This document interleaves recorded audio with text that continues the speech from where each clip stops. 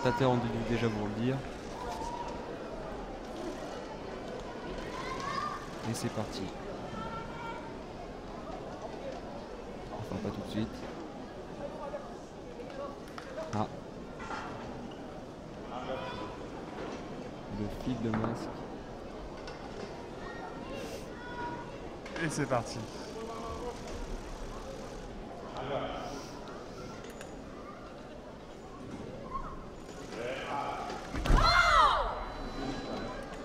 Les actions sont simultanées. Rien.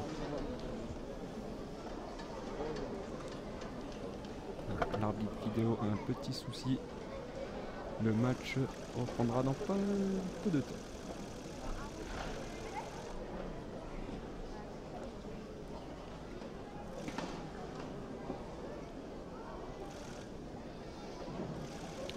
Ah.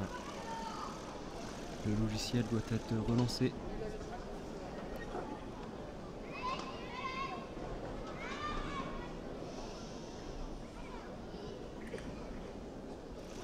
Sur la première touche, aucune des deux tireuses n'a pris la décision. Et elles ont attaqué en même temps. Du coup, rien. Et c'est parti. La vidéo est ok. Le match peut reprendre.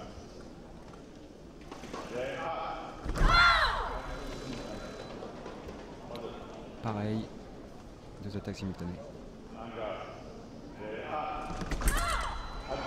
L'attaque est d'abord parée et la riposte touche.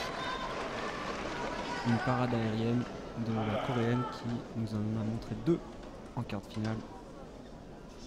Une spécialité, à mon avis.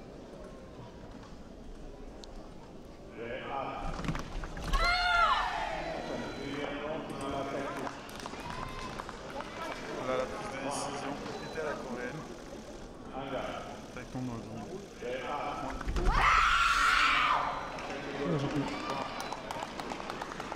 Attaque de la coréenne touche. 2-1.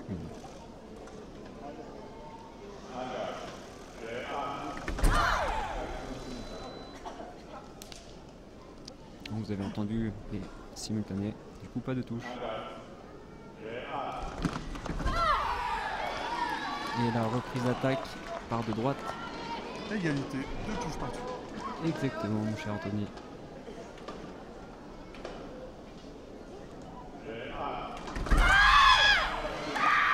Sur la préparation, l'attaque est part de la japonaise, en fait qui est sur votre gauche d'ailleurs.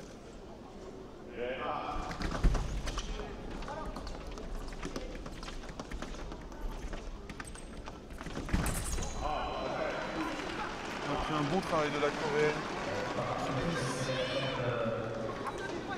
en milieu de piste. Son attaque et touche directement.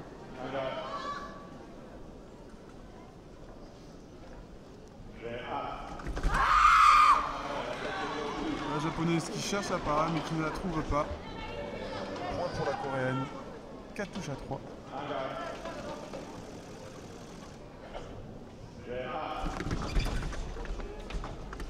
L'attaque tourne dans le vide.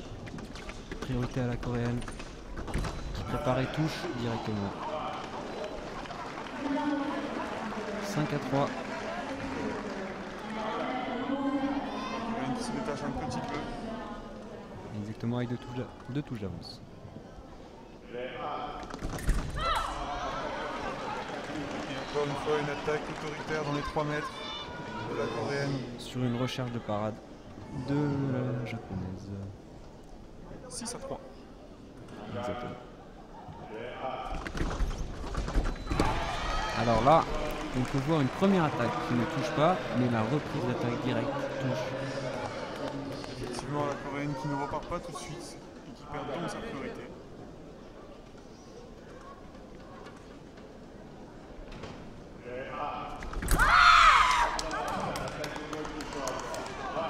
Une touche très disputée au niveau du cri qui du coup ira à la coréenne.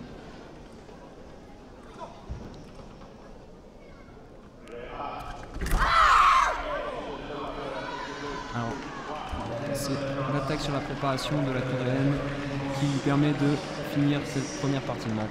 8 à 4. Pause. 1 minute. On voit que du côté coréen, il y a un seul entraîneur, tandis que du côté japonais, 2. Et exactement. Et sur cette première partie de match, on peut voir qu'il y a beaucoup de 4 mètres. C'est très serré. Il y a des prises de risque des deux côtés. Et il y a un très beau jeu de jambes. Aucune des deux veut lâcher. C'est un peu normal vu qu'elles sont en demi-finale d'une Coupe du Monde. Elles ne vont pas lâcher maintenant.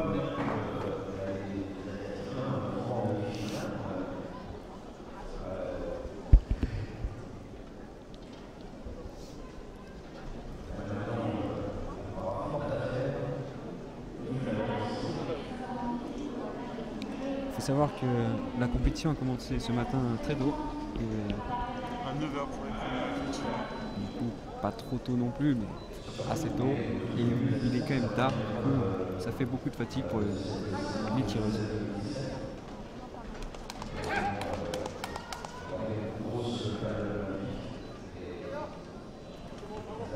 On salue Et on va pouvoir repartir. sur cette deuxième manche. 8-4 pour la coréenne.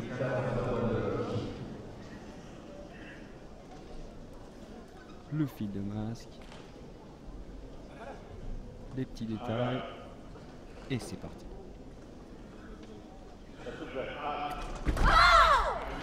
Encore une fois, une action dans les 3 mètres, simultanée, pas de touche.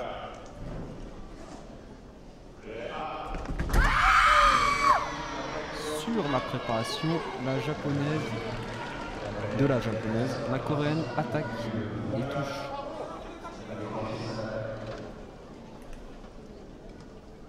Elle mène maintenant 9 à 4.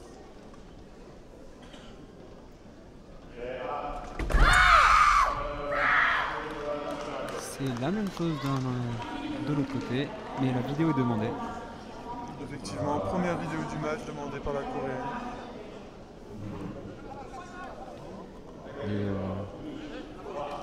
Et l'arbitre ne change pas sa décision, c'est bien l'attaque sur préparation.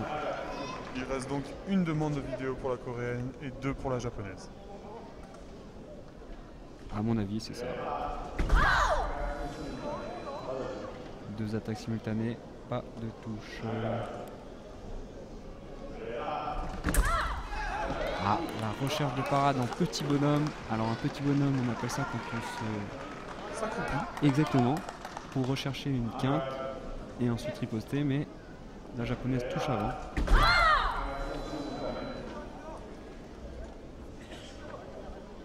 On voit aussi encore une fois une attaque simultanée dans les 3 mètres. Parce qu'il faut savoir que dans les 3 mètres, quand on prend la priorité dans les 3 mètres, on a beaucoup plus de chances d'aller toucher. Et c'est plus confortable pour construire son attaque. Du coup, les 3 mètres sont très disputés, merci. Toujours 2 attaques simultanées. Pas de prise de risque. Et quand plusieurs simultanés sont enchaînés, c'est qu'il y a pas mal de tension et que personne ne veut lâcher du terrain. Et voilà, la coréenne qui tente une attaque sur préparation. Qui prend le risque et qui a raison. Ce qui amène à la touche et maintenant elle mène 10 à 6.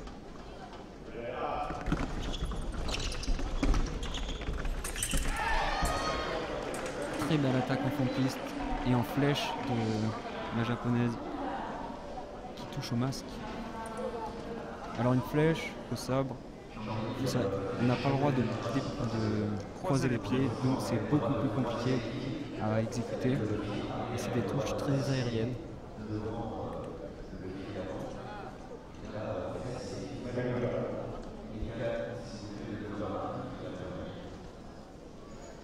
Alors là, le match s'est arrêté parce que la coréenne, sur cette flèche, a dû se faire mal. Et du coup, le médecin est appelé. Et au sabre, on a le droit à 10 minutes de pause pour se faire soigner, pour après reprendre le match. 10 minutes maximum. La pause peut être plus courte, évidemment.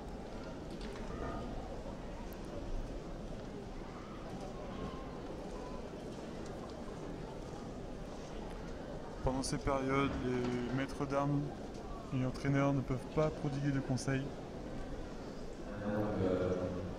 Mais c'est pas une règle qui est très respectée. Ou alors, ah non, il s'occupe de sa tireuse. Autant pour moi. Ah, on va peut-être voir un ralenti.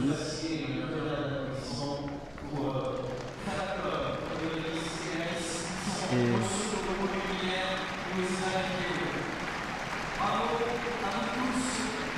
du coup, le public s'applaudit sur une demande de Franck Berquier. Voilà le ralenti.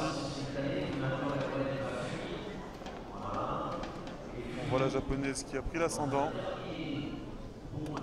Et une très belle flèche qui part.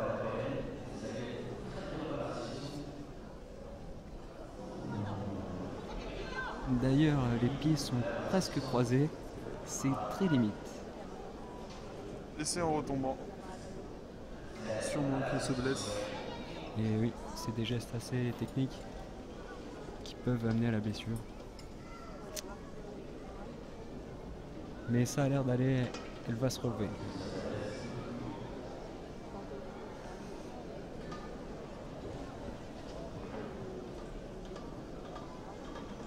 Enfin là elle est assise, mais bientôt elle va se relever, à mon avis. Qu'en dis-tu, Anthony? Espérons-le pour le spectacle. Et pour le beau jeu. La voilà qui se relève. Ah, tout le monde applaudit. Bravo. Qui de ces deux tireuses va rejoindre Manon Brunet En finale. Je ne sais pas mon cher, mais c'est quand même bien parti pour la coréenne. L'ancienne championne olympique. Exactement.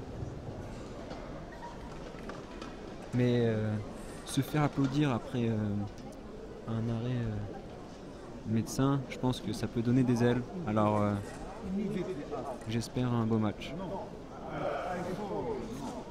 Une belle fin de match.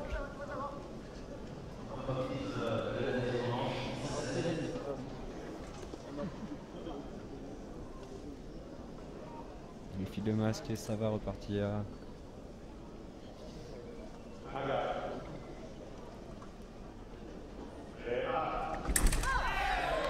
Et comme je disais, peut-être que ces applaudissements donnent des ailes et c'est une part de riposte de la japonaise qui remonte à 2 touches de la coréenne.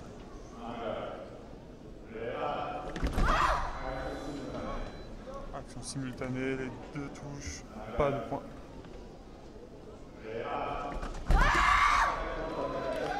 Et oui, l'attaque part du côté de la japonaise. La coréenne demande la vidéo.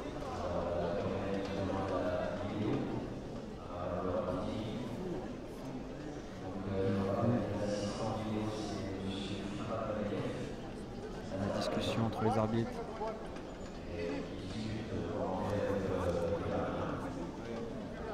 Il faut savoir que sur la vidéo, les arbitres peuvent voir l'action à vitesse réelle et ralentie. Exactement.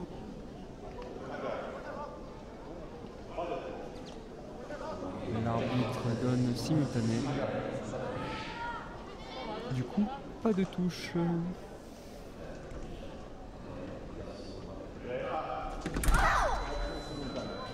La même chose, les actions sont simultanées, la touche des deux côtés, pas de touche. La japonaise qui enchaîne et qui touche directement. Elle revient une touche de la coréenne. Beaucoup de suspense.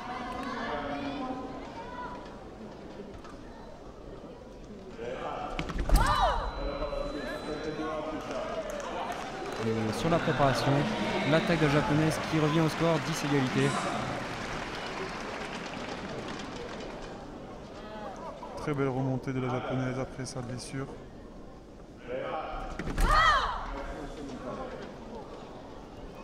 Et les 4 mètres sont très disputés, c'est pourquoi on voit beaucoup de simultanés.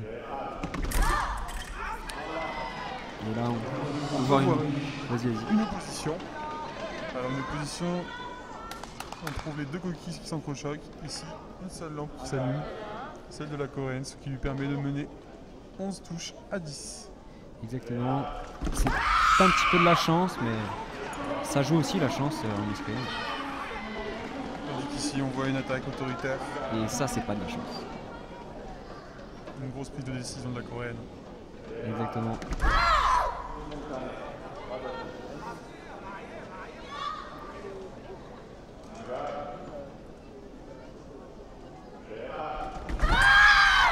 Et oui, sur la préparation, l'attaque de droite. 12-11. Exact. 12-11, toujours pour la Corée.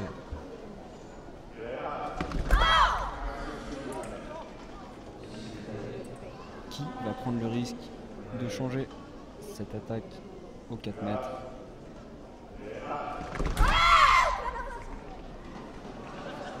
L'arbitre regarde la vidéo.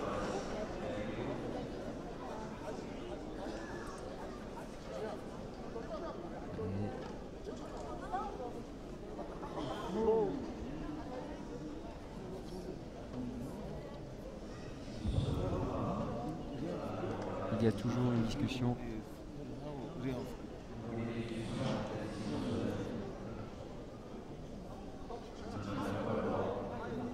ils veulent la revoir à vitesse réelle.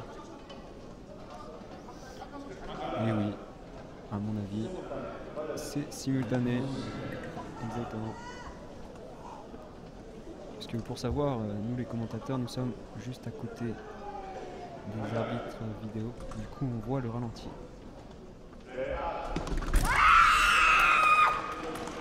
Sur la recherche de parade de la japonaise, l'attaque de la coréenne qui touche. 13 à 11 maintenant. Et attaque d'autorité de la coréenne qui marque un point et arrive à 14, du coup qu'un point et pour passer en finale. Où elle rejoindra Manon Brunet. la française.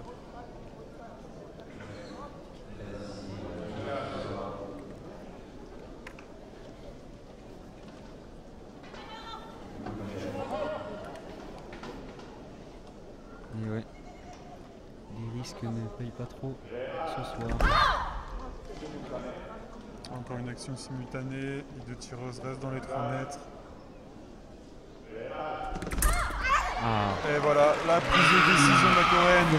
très belle touche en petit bonhomme qu'elle a tenté au début du match et qu'elle réussit à 15-11.